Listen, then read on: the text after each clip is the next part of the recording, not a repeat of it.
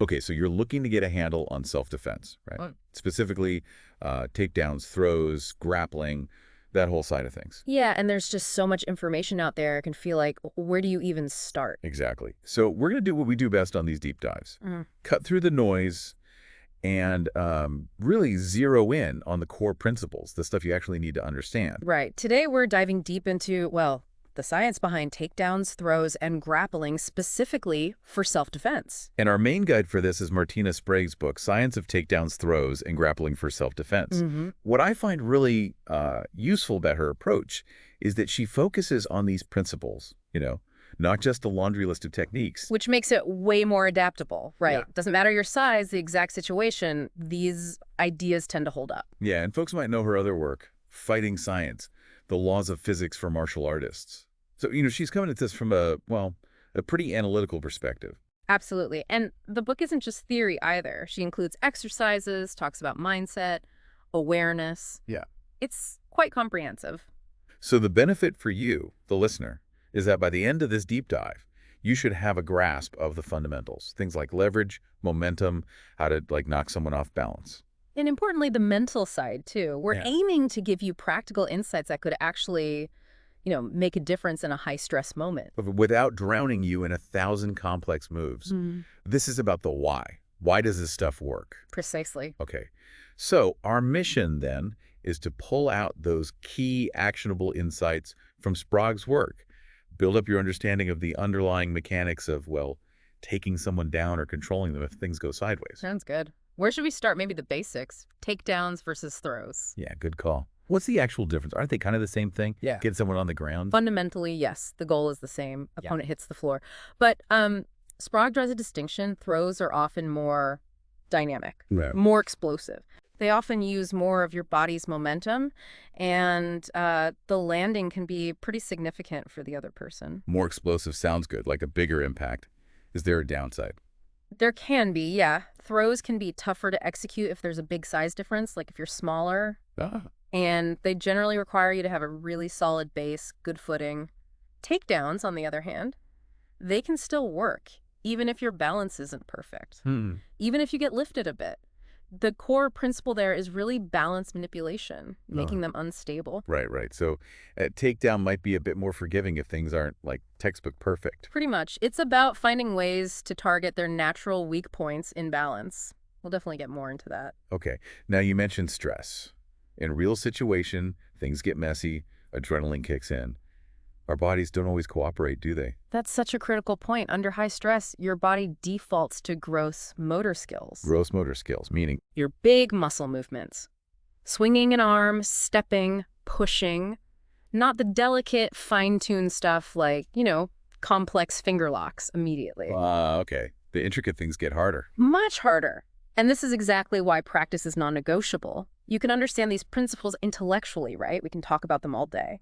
But to actually do them, to have the confidence to try them when it matters, that takes physical training, building that muscle memory. So listening to us isn't the magic bullet. You got to actually, do some training. Absolutely. And Sprague really hammers home the importance of mindset in a real threat situation. Right. You can visualize, you can talk it through, but without the physical practice linking mind and body, it's just not the same. It won't be automatic when you need it.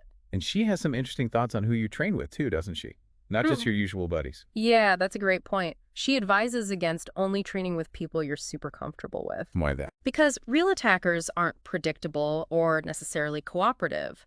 Training with a variety of partners, different sizes, different intensities, maybe even people who make you slightly uncomfortable, within reason, of course. Within safe boundaries. Yeah, exactly. It helps you adapt. It simulates that real-world unpredictability a little better. Even just different body types can throw you off if you're not used to it. Getting used to the unexpected.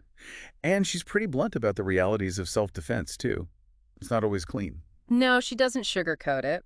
The ideal might be to control someone without harm, but in a life-threatening situation, you have to be mentally prepared to do what's necessary for survival, your survival, or protecting someone else. That's a heavy thought, but probably necessary. It is. So training shouldn't be about hurting your partner, obviously, but it needs to have intensity. It needs seriousness. You can't learn to handle a real fight without some level of physical contact and pressure in training. The mindset has to be about decisive action. Okay, so mindset, realistic training, vital. Now, what about the first instinct? Someone gets in your face, maybe you think punch or kick. It's a common reaction. But Sprague raises some good points. Actually generating a fight-ending blow against someone amped up on adrenaline, it's harder than it looks. Most people can actually take a few hits, especially glancing ones, and if that first strike doesn't work and they close the distance... Then it's harder to strike effectively again, right? Usually close. Exactly. Which leads right back to takedowns and throws, often being more suited for that closer range. Makes sense. The range is different. Yeah. Strikes have their place, maybe for creating an opening, but relying solely on them in a close-up self-defense scenario is risky. This all feeds into something you mentioned earlier, focusing on principles, not just memorizing techniques. Why? Why is that so important here? Well, think about it. Trying to recall technique, #47B, for a specific type of grab when you're panicked, good luck. Yeah, not likely. Unless you've drilled it thousands of times into muscle memory. But understanding the principles, like achieving a superior position or how leverage works, gives you adaptability. So you can apply the idea even if the situation isn't exactly like the textbook example. Precisely. A principle is broader. It's about the why and the how in a general sense. Like the principle of getting to someone's back limits their weapons. That applies whether you used a specific throw or just maneuvered there. Gotcha. And she emphasizes not relying on just one move, right? Yeah. Thinking in sequences. Yes. That's the combinations idea. A single move rarely ends it. You need a sequence, maybe set up, close the distance, soften them up, unbalance, then finish. It's a process. Okay, so let's dive into some of these key principles Sprague highlights. We touched on balance manipulation. What else? Okay, another big one is completion of motion. Completion of motion. Yeah, think about someone taking a step. While that foot is in the air, or just landing, they're less stable than when both feet are planted. Ah, that brief moment of instability. Exactly. That's an opportunity. They're vulnerable mid-motion. That's when you can initiate your takedown more easily. Catching them off balance while they're moving. Clever. What about just sheer willpower? Determination. Sprague definitely highlights this. Hesitation can be fatal. Committing to your action makes a huge difference. You have to mean it. Yeah. Okay. And the first touch, what's the significance there? That initial physical contact, whether you initiate or they do, it's a critical window. For them, it can be a brief shock, a pause. For you, that touch should be the trigger. Go now. Don't freeze up yourself. Use their micro-hesitation. Use that moment. Got it. And footwork. Seems fundamental. It is. It's not just about moving in or out. Good footwork lets you create angles, close distance safely, and importantly, it can be used for deception. Keep moving. Keep them guessing. Right. Making it hard for them to track you or set up their own attack. Exactly. And it creates openings for your moves. Okay. Now, she also talks about freezing an opponent. Is that different from the first touch idea? It's related. Freezing is about disrupting their ability to react. The first touch can cause that momentary freeze. Even a light slap or touch redirects their attention briefly. Buys you a split second. A crucial split second to launch your actual move. But again, the key is you can't freeze. Right. What if you see it coming? You sense the attack. That's inducing the attack. If you can anticipate it, maybe they tense up, maybe they shift their weight. You can sometimes bait them into moving first. Like setting a trap. Kind of. Yeah. You offer a perceived opening, they commit, and you're already executing your counter or takedown. Big advantage. Interesting. What about mind and body separation? That's about breaking their focus. A distraction, a quick feint, a shout, a softening strike can disrupt their mental connection to their attack plan. Creates an opening. Yep. And just as important is maintaining your own mind-body connection, staying focused through the chaos. Okay. Now, if a strike or weapon is coming at you. Priority 1. Moving off the attack line. Get out of the way.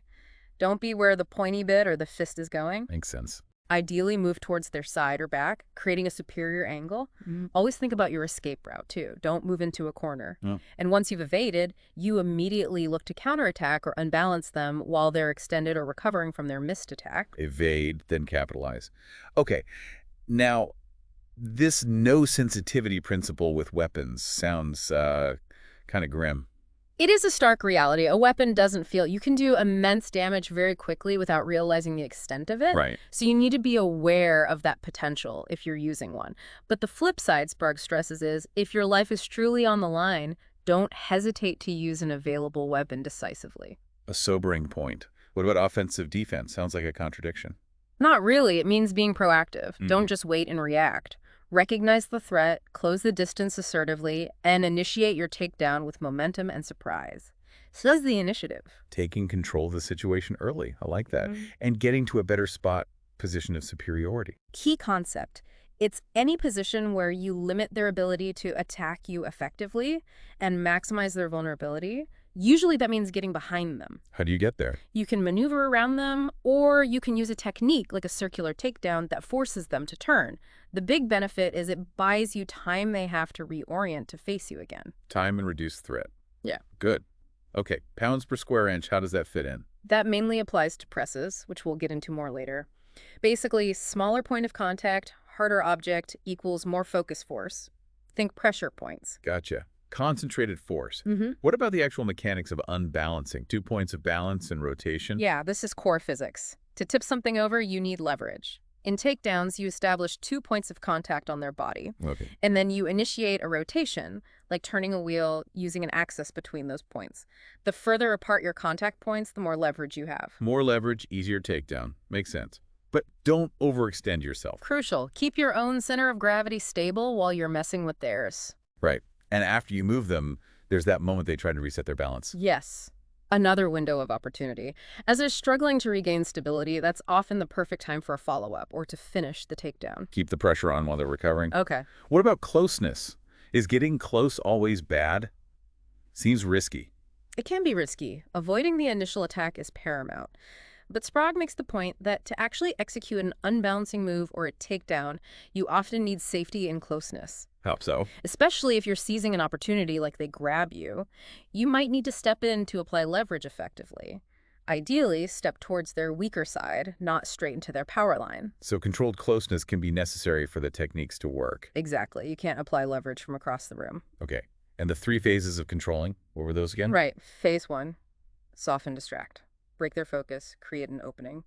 Phase 2, control. That's the actual takedown, the unbalancing. Phase 3, finish.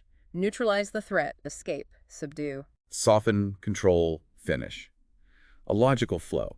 Now, probably the most fundamental idea, center of gravity, CG, and base of support. Can you break that down simply? Yeah, absolutely. Think of your CG as your balance point, usually around your belly button area. Your base of support is the area your feet cover on the ground, your stance. Sprague calls it the envelope. Yeah. The further your CG moves towards the edge of that envelope, the less stable you are. A wide stance gives you a bigger envelope, making you harder to tip over. Like a pyramid. Wider base, more stable. Exactly. And lowering your CG, bending your knees, getting lower also massively increases stability. Think of a wrestler stance versus standing bolt upright. Much harder to move the wrestler. Right. Now, here's the tricky part. The natural reaction to threat is often to lean back, away from danger. Yeah, seems instinctive. But doing that raises your CG and shifts it backward, making it harder for you to move forward aggressively for a takedown. You've lost your forward momentum. You've put yourself in the defensive posture-wise. Precisely. So Sprague talks about training to overcome that instinct, adopt an assertive mindset, lower your CG preemptively.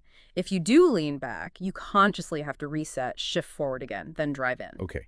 And you can mess with their CG how? Push their upper body back over their heels, attack their legs to shift their foundation. Oh. Basically, get their weight moving outside their base of support. Or attack when their base is already weak, like when they're trying to stand up. It's a constant battle of stability. Yeah. Yours versus theirs. What about the surroundings? Environmental awareness. Super important, often forgotten. Walls, furniture, stairs. Is the ground wet? Is there an escape route behind you? All these things matter during a takedown. You don't want to trip over a curb or slam them into a glass window accidentally or purposefully, depending. Right. Got to factor that in. Yeah. What about targeting specific body parts? Approaching joints. Key principle. Yeah. Large joints, neck, elbows, knees have limited predictable ranges of motion. work against that natural bend. Like trying to bend an elbow backward. Exactly. It forces them to move to relieve the pressure or risk injury, and that movement can be used to unbalance them. You gain control by exploiting the joint's limitations, especially the elbow attack from the side or behind it for best leverage. Using their body's mechanics against them. Makes sense. And being aware of their grabbing instincts. Yeah, as someone starts to fall, they flail, they grab. Be mindful of your arms, your neck. Don't let their desperate grab disrupt your technique or put you in a bad spot like a headlock. Good point. It's dynamic. Now, back to strikes and kicks. We said they're not always primary, but how do they fit in with takedowns? They're often used offensively as part of that softening distraction phase. Sprague notes that timing a powerful strike defensively against a rushing attacker is hard. Yeah, things happen fast. But using a quick jab, a palm heel, even a low kick offensively can split their focus, make them react, and create the opening you need for the takedown. So, not to stop them cold, but to set up the next move. Exactly. But don't telegraph it. No big windups. That just gives them time to react or counter you. Telegraphing means showing your intention before you act. Keep it surprising. Okay. And softening techniques, you mentioned those earlier. What are some specific examples? These are meant for quick pain, distraction, not permanent injury. Think sensitive spots, inside thighs, inside upper arms, pectorals, nipples, neck muscles, even cheeks. Ouch. Yeah. Sprague says grabbing less tissue often gives more shock value, and adding a twist really amps it up. Super useful in really close quarters where you can't swim for a full strike. Quick pinches or grabs to vulnerable spots. Oh, got it. And awareness comes up again. Seems like a recurring theme. It's foundational. Sprague calls it maybe the most critical skill. Being aware can help you avoid trouble entirely. She shares an anecdote, simple grocery store trip where just paying attention made a difference. Recognizing potential threats early is huge. It's not just about the physical moves, but being switched on mentally beforehand. Absolutely. Now let's talk leverage and momentum. How do those play in? Yeah, classic physics principles. Right. Leverage means using, say, a long lever arm, like controlling someone's arm further from their body, lets you move a heavier opponent with less effort, especially if you're working against a joint's natural movement. Using physics to your advantage. Exactly. And Sprague emphasizes using both push and pull simultaneously for maximum effect. Don't just push or just pull. Combine them. And crucially, keep the motion going. Don't start a takedown and then stop halfway. Maintain that linear or circular momentum. Follow through. Don't hesitate. What about circular motion specifically? Very effective for unbalancing. Think Sure. about spinning someone off balance rather than just pushing them straight back. It redirects their energy in a way that's hard to resist. Kind of like a whirlpool effect. Yeah, that's a good way to think of it. Common errors, she points out, are starting circular, then reverting to a linear push, or just stopping the momentum. You got to commit to the circle. Okay. Now, what about different types of takedowns? She distinguishes between body and arm takedowns. Yeah. Body takedowns, like tackling around the waist, can be harder for smaller people against bigger opponents just due to mass. Makes sense. With body takedowns, you're often trying to use their natural bends, hips, waist. Maybe immobilize the lower body while forcing the upper body back, often using that circular motion we just talked about, Yeah. and keeping them close to your center of gravity for control. Okay. And arm takedowns. These often rely more on leverage at the joints. Controlling the elbow and wrist is key. Using that push-pull principle again, maybe pulling the arm while pushing the shoulder, and maneuvering yourself into that superior position, often behind them. Using the arm as a lever to control the whole body. Pretty much. And these principles can even help escape things like headlocks using leverage on their elbow, for instance. Yeah, what if the takedown just isn't working? You gotta troubleshoot. Go back to the core principle. Balance. Where is their weight? How can you disrupt it? Maybe you need a better angle, more leverage, or perhaps a softening technique first. Don't just keep forcing something that isn't working. Adapt. Back to basics. Disrupt the balance. Now, manipulating the neck seems dangerous. Any cautions there? Definitely. Sprague advises against jerky movements. Smooth, consistent pressure is key. The neck is vulnerable. And interestingly, the neck's range of motion decreases significantly if you combine a tilt and a twist. But in training, obviously, allow your partner to cooperate, learn break falls safely. Don't crank on someone's neck. Safety first in training. Always. She mentions a rear neck tilt takedown. Yeah, often presented as a rescue technique, like pulling someone off someone else. You attack the neck tilt, but simultaneously attack a natural bend lower down back of the knees, small of the back, and step to the side so you don't fall on them. Combining upper and lower body disruption. And stepping clear. Got it. What about disturbing balance before the main takedown? Good point. A quick jerk on an arm, a sudden push or pull, even if it doesn't take them down, can have a big psychological and physical effect. It disrupts their posture, breaks their focus, and sets up your main move. Like a preparatory step. Exactly. And don't underestimate the power of a strong grip.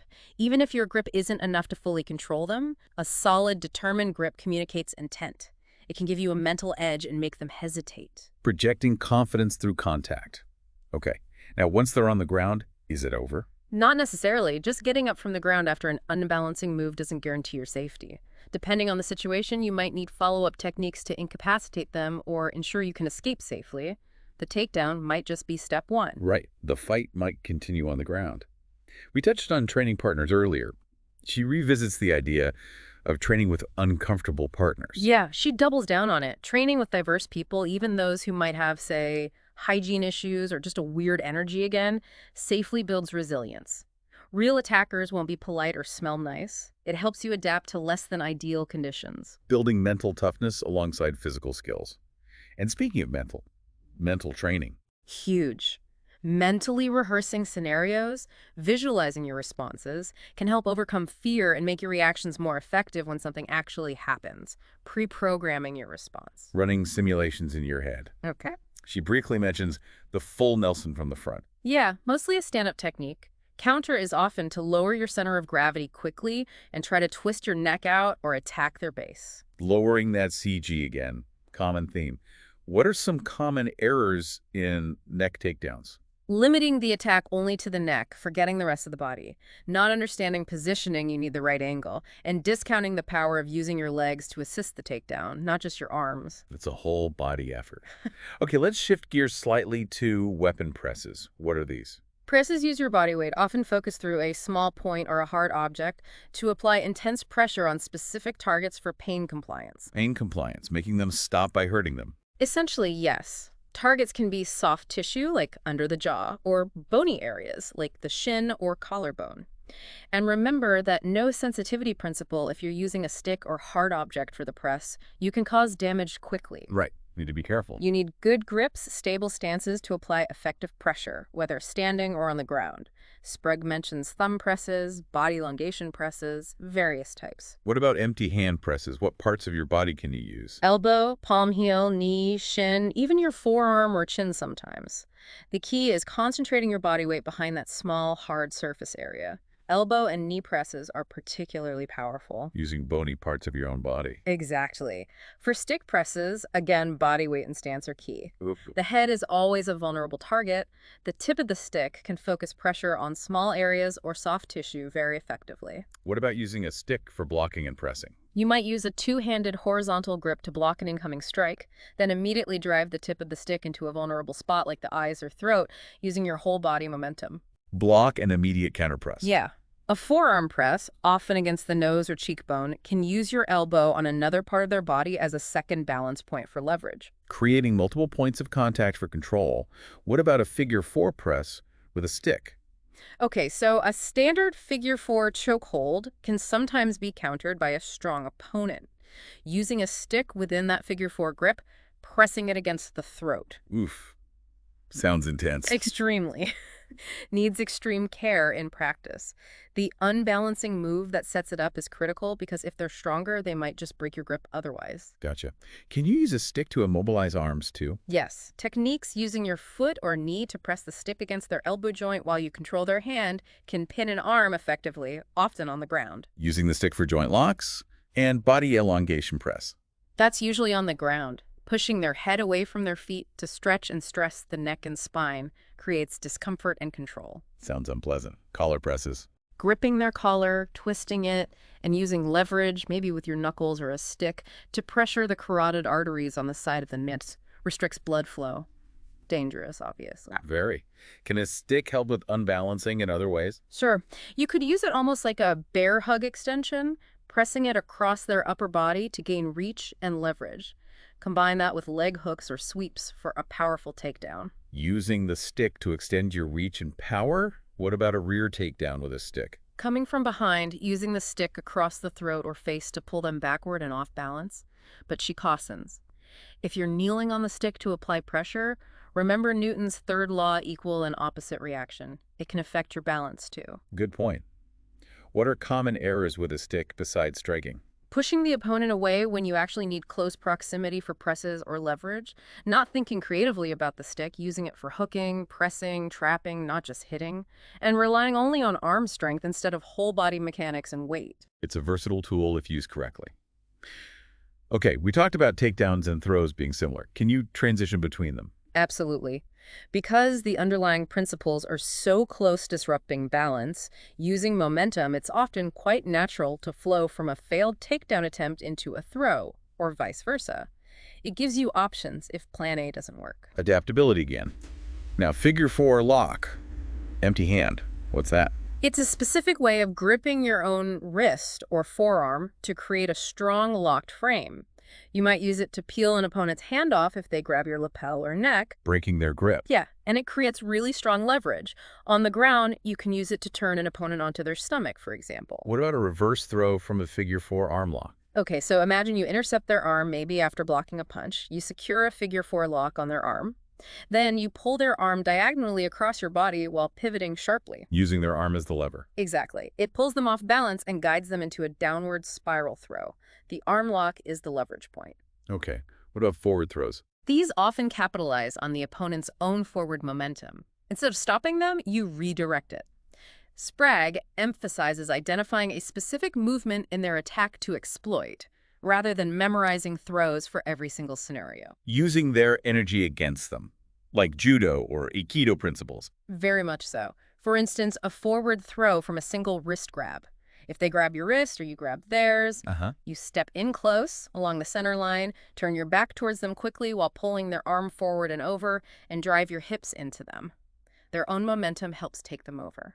Using your hips as the pivot point. What about escaping a rear choke with a forward throw? She calls this an easy and effective escape.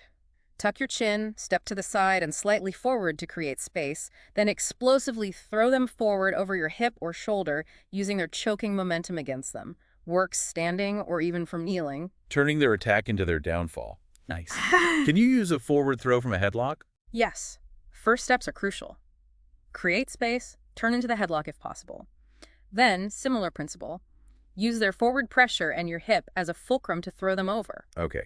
And she mentions forward throws can be adapted for other grabs too, like two-handed neck grabs, shoulder grabs, guillotine chokes. Yeah, the core idea is disrupting their balance, often by getting your hips lower than theirs and using their forward energy to execute the throw. The specific grips will vary, but the principle holds. And hair pulls, collar grabs, sleeve grabs. She encourages experimenting with these grips in training to understand the control and leverage you can get from different angles. How strong is a hair grip, really? How much can you steer someone with a collar grab? Finding out through practice. What about defending against a tackle, like someone charging low? Sprague describes a guillotine choke throw. As they shoot in, you use their momentum, wrap an arm around their neck in a guillotine choke, push their head down, and basically sit back hard, pulling them over you. You both land, likely on your backs, but hopefully you maintain the choke or can transition. Using their drive to take them down with you, but potentially into a choke. Exactly. There's even a potential 360-degree roll to end up in a dominant straddling position. Wow. Can you use that guillotine throw from a superior position too? Yes. If you've already established a side or front guillotine choke, you can execute the throw by bending your knees and rolling backward, pulling them over. Rolling throws. Okay, she recaps some objectives in Chapter 10. What are the key points there? Recognizing attacker motives, always watching their hands, combining strikes kicks with unbalancing, inflicting quick pain for openings, and using simple finger holds. These are key considerations she brings together. Good summary points. How should people practice this stuff safely? Start slow, in a padded environment, obviously. Focus on the mechanics, then gradually increase speed and resistance. Real attacks are messy and unpredictable, so training needs to eventually reflect that, but build up to it. Gradually ramp up the realism. Okay, Yeah. What about reading an opponent? Trying to figure out what they want. Observing body language is huge. Stance, where are they looking? Are they angry, scared, determined? Are they trying to rob you, control you, or just fight? Trying to assess the intent. Right, because de-escalation or escape is always goal number one if possible. An unbalancing technique might just be to create space to run. Only subdue them on the ground if escape isn't an option. Makes sense. Escape first. Now, establishing contact with hands in a street encounter. Hands are usually the first thing you encounter, right? Grabs, pushes, punches, maybe holding a weapon. Sprague says making initial contact defensively, like a parry, or offensively, like controlling their arm, can stall their advance, let you feel their strength, and help you control their position. Getting that first touch again, but maybe more deliberately. Yes. And always be thinking about maintaining escape routes. Try to maneuver so the attacker is between you and your potential exit. Don't get backed into a corner. Positional awareness for escape. Good. Let's talk striking on the street, specifically with the intent to set up a takedown. What works? Street targets are different from sport targets. More vulnerable areas. Strikes are often setups. Examples she gives. A quick vertical punch, faster than a hook to the head or body to make them react. Palm heel strike, versatile, to the nose, chin, solar plexus. Finger poke eyes or throat primarily, for that instant flinch reaction that opens them up for the takedown. Immediate sharp reaction target. Exactly. Hammer fist, downward strike to head, neck, collarbone. Back fist, twitch strike to head or groin can set up a forward throw. Elbow strikes devastating at close range, great for splitting focus. A variety of tools for that softening phase. What about applying a guillotine choke in this context? You might step outside their attack line, parry their arm, and immediately wrap your forearm around their throat, securing the choke, maybe trapping one of their arms too. From there, you can finish the choke or use it for a takedown. Using the choke itself as a control for the takedown. What about kicking on the street? Keep kicks low. Shins, ankles, knees, groin, more stable, less risk of slipping or getting your leg caught. Project power forward. Grounded kicks are possible if you're down, but reach and power are different. Low, fast, and stable kicks. Makes sense. Pinching is a softening technique. We mentioned grabs, but pinching specifically. Yeah, using like a half fist to pinch sensitive tissue inside upper arm is a good example if they grab you. Creates that sharp pain reaction, makes them loosen their grip or recoil, giving you an opening to unbalance them. Less tissue grabbed, a more effective pinch. Simple, but potentially effective. Shin rake. Just what it sounds like. Using the edge of your shoe to scrape hard down their shin, another painful distraction. Ouch. Okay, what are common errors in escaping grabs or holds? Failing to separate their mind-body focus, just struggling strength on strength. Struggling at the point of attack without softening them up first, and crucially, not following up immediately with an unbalancing move once you create an opening. Gotta link the steps together. Soften, escape, create opening, then unbalance. Exactly. She talks about the 3 points of pain concept. Hit them with multiple painful stimuli simultaneously or in quick succession, like a forearm strike, a pinch, and a shin rake. It overloads their brain, splits their focus even more effectively. Overwhelming their senses. Yeah. Finger locks. Seem small, are they effective? Very effective. Fingers have limited strength and range of motion. She describes 3 main types. Bending a finger against its natural bend, often adding a twist, pulling fingers apart and bending them sideways. Doesn't take much course. Very little. Primarily used to break free from grips, maybe wrist grabs, or even choke attempts if you can reach their hands. Quick, simple, effective for creating that release. Good tool for escaping holds. Yeah. Now, Sprague provides scenario examples in Chapter 11 to tie this all together. Can you give us the gist? Yeah, she walks through responses to different attacks, a kick, a threatening approach, a forearm strike. The key takeaway is seeing how these different skills combine. Trapping, striking, takedowns, throws, maybe even submissions, all flowing together based on the situation. Showing the principles in action. Okay, let's move to knife defense. High stakes here. Extremely high risk. Sprague emphasizes that empty-handed defense against a knife is incredibly dangerous. Competent attackers might conceal the weapon until the last second. A reverse grip, ice pick style, is harder to see. So you might not even know they have it initially. Right. Attackers are likely nervous too, waiting for their moment. That idea of inducing the attack might apply here, capitalizing on that first touch moment if they reach or slash. What about defending against a committed knife slash? The hands holding the knife are the immediate danger. Even a concealed knife is a threat. Attacks are likely aimed high, head, neck, torso. Ideally, you create distance so the blade misses entirely, or you move to that superior position outside their weapon arm. Moving towards the center line seems bad. very risky, unless it's immediately followed by pinning the weapon arm securely and executing an unbalancing move simultaneously. Taking that offensive mindset, attacking the attacker, can give a mental edge. Raising your arms defensively just makes them targets. Better to take a cut on the outside of the forearm than the inside or your torso. Grim choices. What about using something in the environment, like a chair? Yes. Use physics. If they grab the chair, use inertia, yank it suddenly. Use the push-pull principle to break their grip, and maybe use the chair itself as a barrier or weapon. Using objects. Good point. And a reminder about female attackers. Don't underestimate anyone. Sprague notes that an enraged female attacker, especially with a knife, can be absolutely lethal, regardless of size difference. An encounter might start empty-handed and escalate quickly. Treat every threat seriously. So the 5 principles of knife defense essentially boil down to: move off the line, create a barrier if possible, maintain distance initially, but recognize that close quarters unbalancing is often necessary if you can't escape, and mentally prepare for the possibility of getting cut. It's a harsh reality. mental prep is key there. Chapter 13 presents more scenario analyses. What kind of situations does she cover? A real mix. Strength versus technique in a choke escape. How pre-planned defenses hold up under stress. Weaponized attacks. Dealing with attacker rage versus calculated assault. Environmental obstacles. Multiple attackers, a nightmare scenario. Wow, diverse. Yeah. Also, huge size strength differences. Grappling when you're on top versus on the bottom. What happens when techniques fail? Reversing balance. Defending a bear hug. Third-party intervention. Using clothing as a weapon. That female attacker scenario again. Basically illustrating principles across many messy real-world possibilities. Shows the breadth of application. She touches on a heavy topic. Is it ethical to kill in self-defense? Briefly, yes. She prompts considering your own moral lines beforehand. What factors cloud judgment, beliefs, fear, questions of necessity, justification, consequences.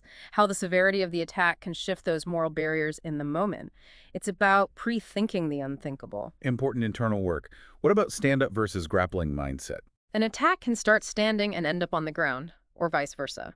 Your training background might make you favor one, but you need to adapt. A great stand-up striker's advantage often vanishes in a clinch where grappling dominates. Ranges change. Skills needed change. Exactly. On the ground, leverage is king. Even a bent arm lock can be broken if applied incorrectly. Timing your offense with their movement is crucial on the ground, and maintaining focus while trying to get back up is vital. You're vulnerable then. Good points. The over and under concept. Used to break posture and disrupt balance. Think of controlling one arm over their shoulder and the other under their armpit, like in half Nelson. It helps you rotate and control their upper body. Okay, so wrapping up the scenario analysis, what's the big takeaway?